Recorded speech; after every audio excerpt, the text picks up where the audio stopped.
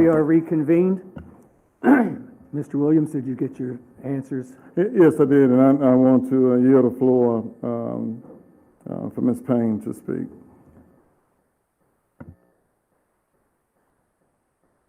Good afternoon, board members, and for all of those that are here. First of all, let me say that my expectation would be that for every meeting moving forward, as we talk about children and what's best for kids, that this same crowd would come every time.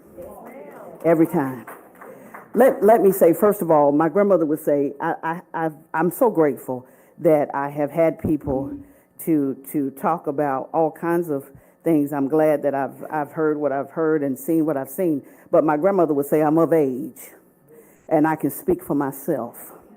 So let me say that for the past 25 years, this district has been my home. It has been my home when I started as a middle school teacher at Wedgwood Middle School. It's been my home when I moved to Brentwood Elementary as a curriculum coordinator. It's been my home when I moved to West Florida High School as an assistant principal for 9 years in 2 different positions and a principal for the last 5.5 years. It's been my home. While those of you that are on the board, I've gotten to know in different capacities. Yes, I graduated from Pensacola High School in 1989. I went before that to Workman, and before that, if you can believe, Spencer Bibbs had a 6th grade. Yes, I was there. And so I have been a part of this district. One of the things, when I got into education, it was a ministry for me, and I got into it so I could encourage and inspire. I had no idea that 25 years later, I would be encouraged and I would be inspired by so many students. Some of your students on the board have come through where I have been. And so I'm grateful for the opportunity. So let's move to where we are today. The question becomes, and how are the children? And the answer to that, from the tribe, they used to greet each other that way. They would start by asking the question, and how are the children? And the next response should be, all the children are well. All of the children are well. I worry not about promotion, because I've lived long enough to know that promotion doesn't come from the east and it doesn't come from the west. The book that we talks about says promotion comes from God. And so I believe that I serve in a capacity that enables me, he strengthens me to give ministry to children all over and I don't care what they look like, where they come from, or anything like that, because I'm just grateful to be able to serve. So let me address what has happened. I am disappointed because it's not always what you do, it's how you do it. I thank God for Dr. Timothy Andrew Smith. I thank God for the example that he set. He sat here many a day, many a night. And sometimes he was talked to like he wasn't a son, that he wasn't a father, that he wasn't a husband, that he hadn't worked. And so we as a collective being have to do better, I believe. And that starts with me. We have to do better. I can't talk about anybody but myself. And so I heard someone say she didn't apply for the superintendent's position. That would be correct. I did not. At the time this was going on, I was still a principal. And I still think that's the best job in the district is high school principal, probably one of them. So let me say this. This was not designed, I don't believe. I think Mr. Leonard got pulled in. I got pulled in. And now we got to find a way to pull together. We don't have to be ugly. We can disagree without being disagreeable. Children can't be what they can't see. And if they don't see us, then there is no way we can come to this table and talk about discipline. We can't talk about anything when they can't see us do the same things. There has been, and you should know, there have been tears. There have been sleepless nights. There has been pacing the floor, trying to figure out what to do next. And all we want to do is help children. So you're right. I didn't apply for the job. And I'm grateful for Dr. Smith and the opportunity to serve as deputy superintendent. That's not what I had in my mind, but sometimes the Lord has other plans. And so I appreciate that. So, Mr. Leonard, let me say to you, sir, I heard someone say earlier in this meeting that you agreed and that you would serve. So, sir, serve on. And my prayer will be that you will be propped on every leaning side, that a spirit of cooperation would rest, rule, and abide, that we would no longer be ugly, but we would come together. And if this is Hurricane School Board, then guess what happens in this city? And I've seen all over when we have a hurricane. I see everybody forget. Nobody cares about what political party you agree with. If you got ice, I want it. If you got gas, I need it. If you got bread, charcoal, whatever we're doing it together. So at this time, united for every student to succeed. United for every student to succeed. Where there is no vision, the people perish. And our kids need us now more than ever. So let's take away, well, if you do this, I'm going to do this. I'm going to be forced to do this. Stop it. And let's do what's right for children, because I have to be able to sleep at night. And all of us should be able to do that. Mr. Fesco, I don't just know you from being the board chair. I know you from being the assistant superintendent of CNI. I'm not a stranger to you. Ma'am. If I mess up, tell me. If you feel a certain way, tell me. Because here's what I learned about people having problems. Unless you tell me, you don't have a problem. Mr. Williams, Mr. Adams, Ms. Hightower, Mr. Slayton, let's do this together. Enough is enough. Stop. Let's reevaluate so we can walk away when it's all said and done and answer the question, and how are the children? And our response will be, all of the children are well. Now we got work to do. I can serve. I'll serve under Mr. Leonard. I'll serve under whoever you put there. Because when it's all said and done, there is one who gets the final say. And so behold, when he opens the door, no man can close it. And when he closes the door, no man can open it. So there's one that needs to be pleased. Let it be him. And let our children be able to say they came to work every day for me. So you don't need to do anything now, but to figure out how long you're going to make this thing work so we can get to the real business at hand. And that's helping our children. And before you leave here today, hug somebody. Tell them you love them. I'm sorry. Shake their hand and make it right. Because God is holding us accountable for what we do from this day forward. Now I've had too much time. Didn't nobody loan me any time? Somebody should have given me 3, 6, 9, 12. If you're going to talk about me, let me talk. Let's make an oath today. Don't leave here today without all of us in this room making a pledge that we'll be better. It's one thing. Mama and them used to say, testifying's all right, but you got to live the life. You can talk about it. I bet you Jesus is so pleased to hear his name called so much. Now we just have to live the life.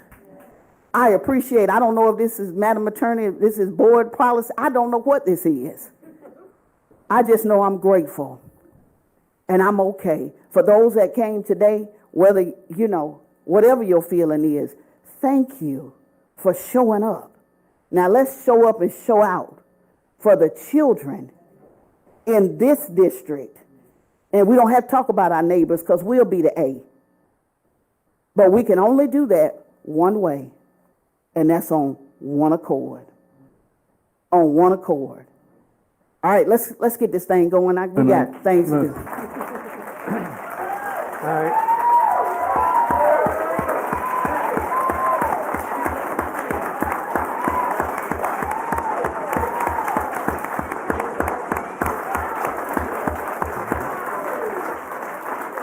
All right. Thank you, Ms. Mr. Ms. Williams. Payne and And I didn't want to move without speaking with Ms. Payne, so I withdraw my amended motion. Anybody else? Mr. Slade? I'm going to stay with my concern, and I'm going to make sure that Mr. Leonard is willing to accept the position with all the possibilities. And I think that that would be part of the negotiations that we will go through. And it bothers me, it worries me, and I want to put that on the mind of my board members, that we are taking a person out of truly their comfort zone. Because our HR department runs fabulously well in a very difficult time. And we're asking him to step off. He's got to reorganize. He's got to come up with another plan. He probably already has it, but I'll leave that up to him, because I'm not going to tell him how to run his department. He's the superintendent, and I want to remind everybody, the superintendent is charged with running the district, not the board. So let's make sure we do that. The other elephant in the room is I want to remind you, as we move toward, you're thinking December, January, and we're going to ask people to want to come to Escambia County. We have to be very careful that we're not still playing with the resolution. Because why would I move to Escambia County if you're going to put something on the ballot to go back to an elected superintendent? Now, let me clear the air. Bill Slayton, under Malcolm Thomas, voted no for an appointed superintendent. It was a 4-1 vote. It's in the minutes. I'm the no. Bill Slayton voted for an elected superintendent when it came election time. But once the people spoke, I went 100% behind finding a person to do the job. I'm like Ms. Payne. Tim Smith was, I thought, a fabulous person that needed the time to work in this district and do the things that needed to be done. I didn't win that vote. So I'm going to go 100% in the other direction. And that's find the next superintendent. But right now, if Keith is willing to take it, and the two of these great people are going to work together along with the rest of this group, and he's inheriting, you need to know, he's inheriting some fabulous people to work with. We have to support them. That's our job, support them. Not run them, but support them. Thank you, sir. Thank you, sir. Anyone else? Just to address Mr. Slayton's concern, I did look at a number of interim superintendent contracts around the state, and there are numerous districts that went with somebody who was in a top-level administrative position, and they had clauses that provided that if the person was terminated for convenience, that they got to go back to their prior position. And that is something that is already on, that I've already discussed with another board member who was concerned about those kinds of provisions. I think that's very important for you to say, and I appreciate you doing that. Mr. Chairman, who's going to negotiate the contract? That's item number C. Is that item 2? Then 3? Then I will, Mr. Adams? Yeah, Mr. Chair, on the Sarasota contract, you go to page 4. They have a little short clause here for the person to go back into the position. I prefer they the have. one from Alachua. Well, I like this one better than Laxwood, but that's just me. All right. Any other discussion? If not, the item is to appoint Keith Leonard as interim superintendent. Please vote.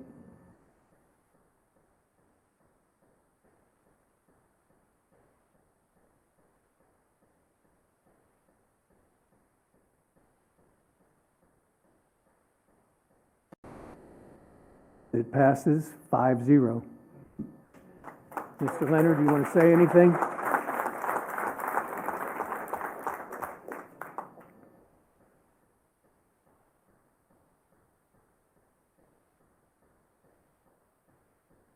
My good friend Shenna Payne said it awesome. Said it much better than I could ever say it. And several people that came up here and spoke talked about this is not about Keith Leonard and Shenna Payne. And they are correct. This is about the number 45,000. 38,000 students, 7,000 employees. And you can rest assured that every day when we come to work, that's what we're going to be committed to. We're going to give our students the best opportunity we can, and we're going to treat and support our employees every day like they are doing God's work. You can rest assured of that. We have a lot of work to do. We have a very diverse community, and all of their points are important and need to be listened to. And then the bottom line, when it's all said and done, making certain that our students have the opportunity to be successful in life. Whether you have, we talked about this the other day. In fact, I've talked to my wife. Believe it or not, I've listened to my mama cry. Both of my little girls, one of them's a teacher here in our school district. The other one works at a law firm. And then when I looked into my 11-month-old grandbaby's eyes, that's when I ended up making up my mind to call y'all individually and say, I'll do it if that's what you want me to do. Because that's what's important, is the students that we have in our school district right now and the students to come. And on a very positive note, in my life, we found out that our oldest daughter is also going to have a second child in December. So we got 38,001 that'll be showing up to the Escambia County School District here very soon. But it's an odd way to accept a position.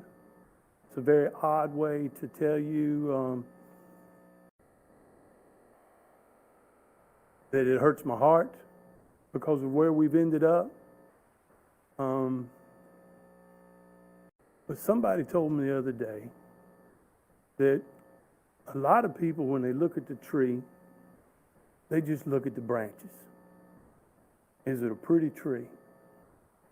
Have they pruned it? Have they done all the things that makes it be a pretty tree? What I tell you we're going to start doing right here, as soon as you let us get out of this meeting, we're going to continue to work on the tree and the branches of the tree by getting to the roots. And we're going to work on the foundation of the Escambia County School District. You can count on it now, you can count on it tomorrow. So, Mr. Chairman, other school board members, thank you for the opportunity, and you'll be proud of the work that we do in the Escambia County School District. Thank you. Thank you, Mr. Leonard.